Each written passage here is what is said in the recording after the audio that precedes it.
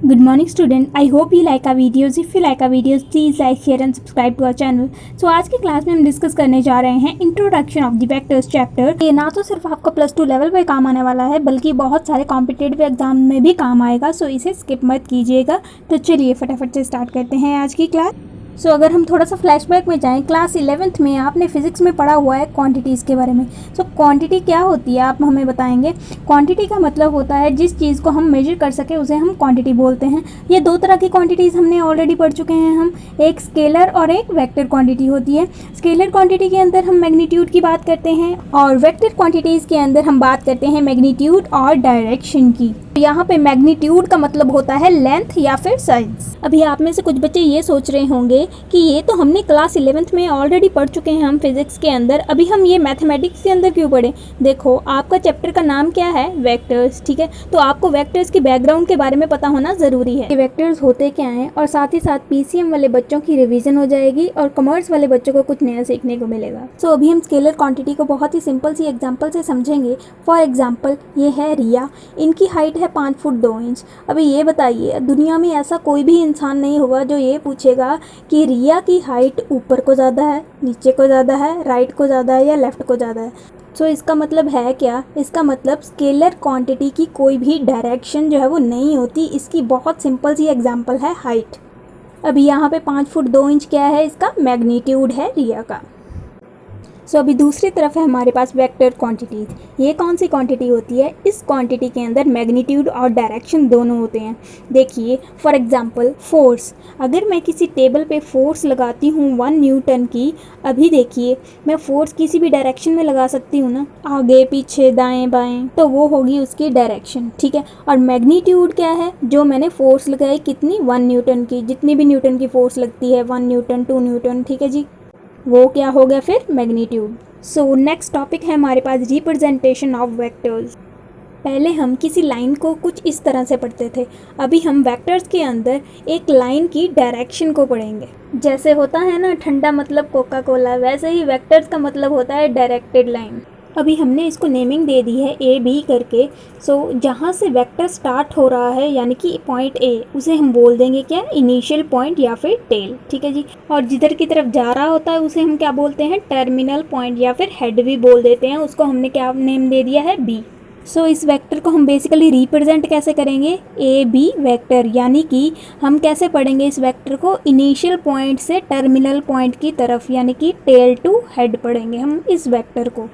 फिर इस वेक्टर को कैसे रिप्रेजेंट करेंगे, बी ए वेक्टर, यानी कि टेल टू हेड ही हम पढ़ेंगे इस वेक्टर को। अभी हम फटाफट से बात कर लेते हैं टाइप्स ऑफ वेक्टर की। सबसे पहला आता है हमारे पास जीरो वेक्टर, ठीक है जी। अभी ये ऐसा वेक्टर है जो जहाँ से स्टार्ट होता है वहीं पे ख़त्म हो जाता है और जिसकी डायरेक्शन कुछ भी हो सकती है। उसके बाद आता है हमारे पास यूनिट वेक्टर, जिसका मैग्नीट्यूड क्या होता है 1 होता है। उसके बाद आता है हमारे पास को इनिशियल वेक्टर, ठीक है जी, जिसका स्टार्टिंग पॉइंट क्या होता है, सेम होता है, ठीक है। ऐसा वेक्टर जिसका स्टार्टिंग पॉइंट सेम होता है वो क्या कहलाता है, को इनिशियल वेक्टर, जैसे कि इसके नाम से ही पता चल रहा है। उसके बाद आता है हमारे पास को टर्मिनल वेक्टर, जिसका एंडिंग पॉइंट सेम है, ठीक है जी। जिसका एंडिंग पॉइंट सेम है उसको क्या बोलेंगे हम, को टर्मिनल वेक्टर, ठीक। जिन वेक्टर्स का मैग्नीट्यूड और डायरेक्शन सेम हो उसे हम क्या बोलेंगे, इक्वल वेक्टर। उसके बाद आता है हमारे पास नेगेटिव वेक्टर। सपोज ए वेक्टर जो है वो इधर की तरफ जा रहा है तो दूसरा वेक्टर उससे क्या जाएगा, ऑपोजिट डायरेक्शन में जाएगा, ठीक है जी। उसके बाद आता है हमारे पास कोलिनियर वेक्टर। कोलिनियर जैसे कि इसके नाम से पता चल रहा है, वो वेक्टर्स क्या होंगे, एक ही लाइन में होंगे या फिर एक दूसरे के पैरेलल होंगे, ठीक है जी। उसके बाद आते हैं हमारे पास फ्री वेक्टर्स। ये एक ऐसे वेक्टर हैं जो कहीं पर भी मूव कर जाते हैं बट इनका डायरेक्शन और मैग्नीट्यूड नहीं बदलता। इन वेक्टर्स को आप कहीं भी उठा के यूज़ कर सकते हो बट उसकी डायरेक्शन और उसका साइज, उसका लेंथ जो है वो बदलना नहीं चाहिए। ये जस्ट आपको पता होना चाहिए, जस्ट आपको टर्मिनोलॉजीज पता होनी चाहिए, ठीक है जी।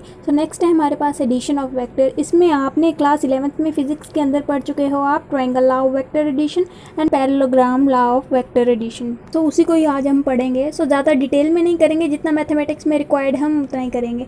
सपोज़ यहाँ पे है ए वेक्टर और यहाँ पे है बी वेक्टर। सपोज़ ये एक तरह से क्या है, फ्री वेक्टर्स हैं, मतलब इनको कहीं पे भी मूव किया जा सकता है बट इनकी डायरेक्शन और इनका मैग्नीट्यूड यानी कि इनका साइज़ जो है वो बदलना नहीं चाहिए। अगर हम ए के टर्मिनल को और इनिशियल पॉइंट ऑफ बी को एक साथ रखें तो हमारे पास जो तीसरी डायरेक्शन आती है वो क्या होती है, रिजल्टेंट होती है इन दोनों का। ठीक है जी, अभी रिजल्टेंट क्या हुआ फिर, ए वेक्टर प्लस बी वेक्टर। ठीक है जी, अभी एरोज क्या है वो आप फिगर में देख सकते हो, तो रिजल्टेंट क्या आया हमारे पास, A vector plus B vector. ठीक है जी, अभी हम इसको इतना ही समझेंगे इसके अंदर। उसके बाद देखिए parallelogram law of vector addition में क्या है, सेम उसी तरीके से हमने वेक्टर्स लिए हैं, A vector and B vector.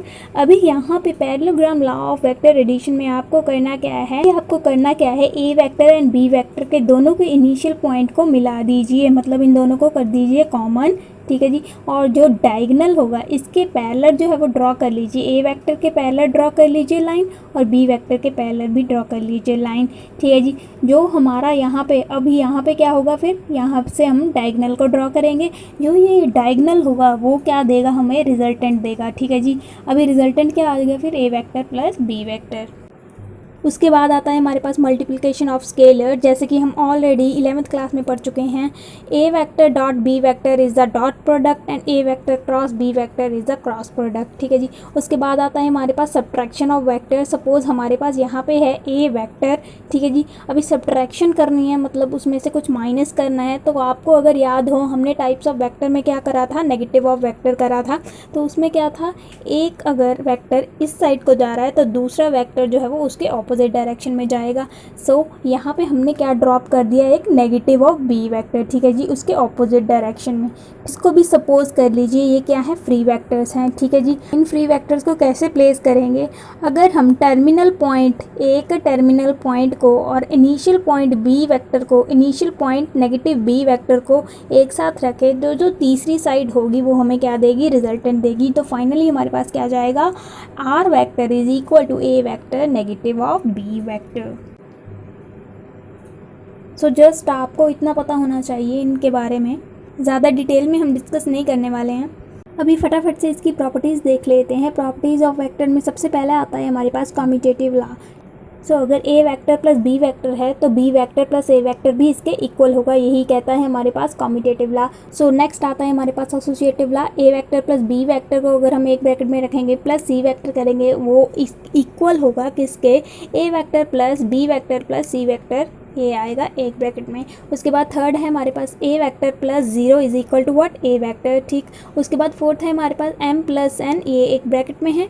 इसके बाद मल्टीप्लिकेशन में है ए वेक्टर, यानी कि एम और एन यहाँ पे हमारे पास क्या है, स्केलर्स है। स्केलर्स का मतलब यहाँ पे क्या है, नंबर्स। ठीक, एम और एन कुछ भी हो सकता है, कोई भी नंबर्स हो सकते हैं। ठीक है, अभी यहाँ पे हमने क्या करना है, ये किसके इक्वल है, ब्रैकेट्स को ओपन कर दीजिए, हमारे पास क्या आ जाएगा, M A vector plus N A vector. ठीक है जी, उसके बाद फिफ्थ है हमारे पास M into A vector plus B vector, यहाँ पे भी ब्रैकेट्स को ओपन कर दीजिए, एम हमारे पास क्या है, यहाँ पे नंबर है। ठीक, उसके बाद सिक्स है हमारे पास M into N into A vector, यहाँ पे ब्रैकेट को ओपन कर दीजिए, हमारे पास क्या आ जाएगा, एम एन ए वेक्टर। यहाँ पे एम और एन क्या है, कुछ भी स्केलर्स हो सकते हैं, कोई नंबर्स हो सकते हैं। सो नेक्स्ट टॉपिक है हमारे पास direction cosine and direction ratio. अभी यहाँ पे हमने 3 डायमेंशन कोऑर्डिनेट सिस्टम हमने ड्रॉ कर लिया है। यहाँ पे हमारे पास है एक्स वाई जेड कोऑर्डिनेट। हमने सपोज कर लिया एक पी पॉइंट, हम ओरिजिन से ज्वाइन करें पी पॉइंट को, जो पी पॉइंट यानी कि जो इस वेक्टर की क्या बताएगा, पोजीशन बताएगा, वो क्या कहलाएगा, पोजीशन वेक्टर। ठीक है जी, अब यहाँ पे देखिए ये जो ओ पी वेक्टर है, ये जो है एंगल बना रहा है एक्स एक्सिस के साथ भी, वाई एक्सिस के साथ भी और जेड एक्सिस के साथ भी। ठीक है जी, जो ये एंगल बना रहा है एक्स एक्सिस के साथ, उनको हमने नाम दे दिया अल्फ़ा। ठीक है जी, जो O P vector Y axis के साथ बना रहा है वो क्या बना रहा है, बीटा एंगल। ठीक है जी, तो ओ पी वेक्टर जेड के साथ बना रहा है वो कौन सा एंगल बना रहा है, गामा एंगल बना रहा है। ठीक है जी, सो ओ पी वेक्टर जो है वो एंगल बना रहा है किसके साथ, एक्स वाई जेड एक्सिस के साथ, क्या, अल्फ़ा बीटा और गामा। और ये जो अल्फ़ा बीटा और गामा है ये क्या कहलाएंगे, डायरेक्शन एंगल। डायरेक्शन कोसाइन क्या हो गया, अल्फ़ा बीटा गामा के आगे क्या लगा दो, कॉस लगा दो, कोसाइन यानी कि कॉस लगा दो। ठीक है, यहाँ पे हम कॉस अल्फ़ा बीटा और गामा की वैल्यू जो है निकाल सकते हैं इस फिगर से। हम फिगर की तरफ देखें, यहाँ पे देखिए ट्राइंगल ओ पी ए, यहाँ पे देखिए ये जो ओ पी है वो क्या है, यहाँ पे आर है। ठीक है, या फिर बोल सकते हैं हम ओ पी वेक्टर का क्या है, ये मैग्नीट्यूड है, और ओ ए हमारे पास क्या है, स्मॉल एक्स। यहाँ से आप वैल्यू निकाल सकते हो इसकी, कॉस किसके इक्वल होता है, बेस अपॉन हाइपोटेन्यूज। बेस यहाँ पे क्या है, ओ ए, यहाँ पे क्या है एक्स यानी कि स्मॉल एक्स, और हाइपोटेन्यूज हमारे पास क्या है, ओ पी वेक्टर का क्या मैग्नीट्यूड क्या है यहाँ पे आर, ठीक है जी। या फिर हम इस तरह से भी लिख सकते हैं इसको, आर वेक्टर का मॉड, ठीक। और पास कॉस अल्फा की वैल्यू क्या आ जाएगी, X over R, cos beta की वाई ओवर आर, ठीक है। कॉस गामा की उसी तरीके से आप डायग्राम में देख सकते हो, कॉस गामा की क्या आ जाएगी फिर जेड ओवर आर, ठीक है जी। अभी cos alpha, cos beta, cos gamma को हमने नेमिंग दे दी है एल, एम और एन।